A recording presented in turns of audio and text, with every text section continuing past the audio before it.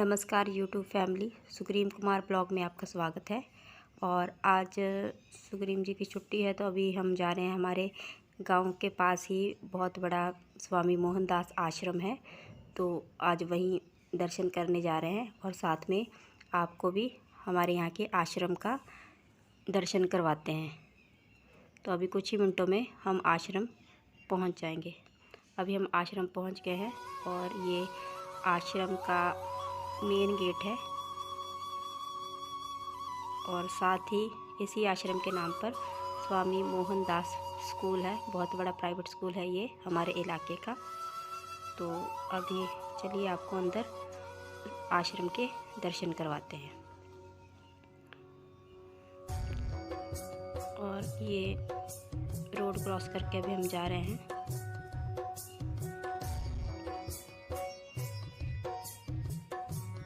अभी शाम का समय है तो अभी यहाँ पे दर्शन करने के लिए ज़्यादा भीड़ नहीं है। सबसे पहले एंट्री में ही भगवान शिव जी का मंदिर है, तो सबसे पहले अपने हाथ पैर धो लेते हैं माथा टेकने से पहले। तो साथ में ही जैसे शिव जी और नंदी बैल जी की प्रतिमा है, तो इसे देखते हुए शिव जी और नंदी बैल जी की जो कहानी थी उनके वाहन बनने की, तो वो मन में आ रही है। तो कुछ उसके बारे में हम यहाँ पे ब्लॉग में बातें कर लेते हैं कि नंदी बैल जो है वो शिव जी के वाहन कैसे बने। ये उस समय की बात है जब भगवान शिव जी के पास कोई वाहन नहीं था। उन्हें पैदल ही जंगल और पर्वत की यात्रा करनी पड़ती थी। एक दिन माँ पार्वती उनसे बोली, आप तो संसार के स्वामी हैं, क्या आपको पैदल यात्रा करना शोभा देता है? शिव जी हंसकर बोले, देवी हम तो रमते योगी हैं, हमें वाहन से क्या लेना देना, भला साधु भी कभी सवारी करते हैं। पार्वती माता ने आंखों में आंसू भरकर कहा, जब आप शरीर में भस्म लगाकर बालों की जटा बनाकर नंगे पांव कांटों भरे पथ पर चलते हैं तो मुझे बहुत दुख होता है। शिव जी ने उन्हें बार बार समझाया पर वह जिद पर अड़ी रही। बिना किसी सुविधा के जंगल में रहना पार्वती माता जी को रहना स्वीकार था, परंतु शिव जी के लिए सवारी चाहती थी। अब भोले भंडारी चिंतित हुए कि अब वाहन किसे बनाएं। उन्होंने देवताओं को बुलावा भेजा। नारद मुनि ने सभी देवी देवताओं को जो है संदेश दिया, उन तक सारा संदेश पहुंचाया। सभी देवता घबरा गए। उन्होंने सोचा भगवान कहीं हमारा वाहन ना ले लें। सभी बहाना बनाकर अपने अपने महलों में बैठे रहे। माता पार्वती उदास। शिवजी ने देखा कोई देवता नहीं पहुंचा है। उन्होंने एक आवाज़ लगाई तो जंगल के सभी जानवर वहां पहुंच गए। शिवजी ने उनसे कहा, तुम्हारी माता पार्वती चाहती हैं कि मेरे पास कोई वाहन होना चाहिए। बोले, कौन बनेगा मेरा वाहन? सभी जानवर खुशी में झूम उठे। फिर एक छोटा सा खरगोश आगे बढ़ा। उसने कहा, भगवान मुझे अपना वाहन बना ले, मैं बहुत मुलायम हूँ। उसे देख सभी जानवर हंस पड़े। फिर शेर गरज कर बोला, मूर्ख खरगोश, मेरे होते हुए तेरी ज़रूरत कैसे हुई सामने आकर बोलने की? फिर क्या, बेचारा खरगोश चुपचाप कोने में बैठकर गाजर खाने लगा। फिर शेर हाथ जोड़कर बोला, प्रभु मैं जंगल का राजा हूँ, शक्ति में मेरा कोई सामना नहीं करता, आप मुझे अपना वाहन बना लीजिए। शेर की बातें अभी समाप्त ही नहीं थी कि बीच में ही हाथी बोल पड़ा, मेरे अलावा इस काम के लिए कोई ठीक नहीं है प्रभु। मैं गर्मी के मौसम में अपनी सूंड में जल भरकर महादेव जी को स्नान करवाऊंगा। फिर क्या, जंगली सुअर भी किसी से कम था, वह भी अपनी चिल्लाने लगा, शिव जी आप मुझे अपना सवारी बना लें, मैं साफ़ सुथरे रहने की कोशिश करूंगा। ये सुनकर वह अपने शरीर की कीचड़ चाटने लगा। फिर कस्तूरी हिरण ने नाक पर हाथ रखकर कहा, चल भाग यहाँ से, कितनी बदबू आ रही है, चल भाग, मेरी पीठ पर तो सिर्फ शिवजी सवारी करेंगे। उसी तरह सभी जानवर अपना अपना दावा जताने लगे।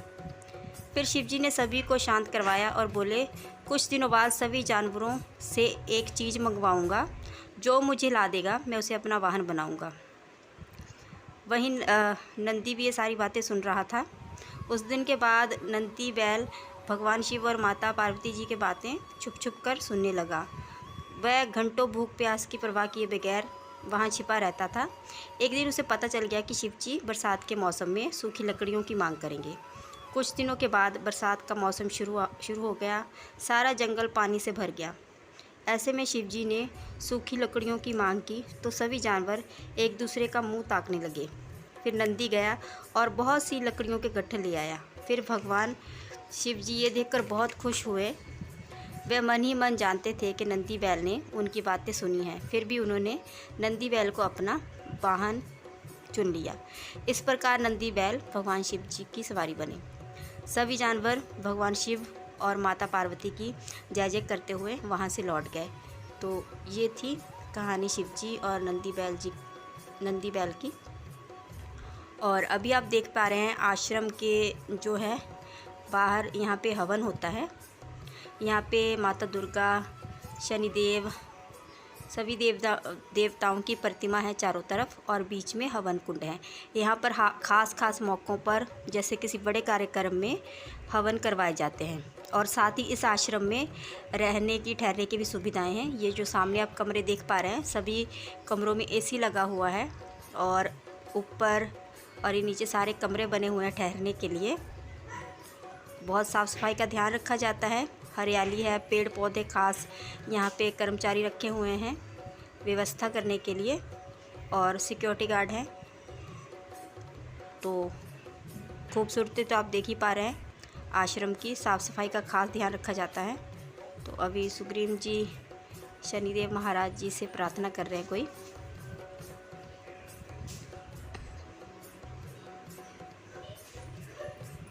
और ये सेवा कर रही हैं आश्रम की।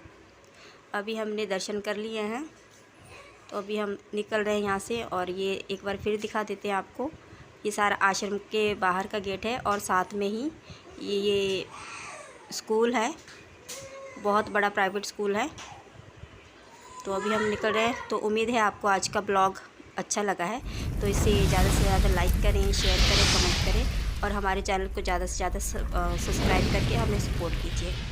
आपका धन्यवाद।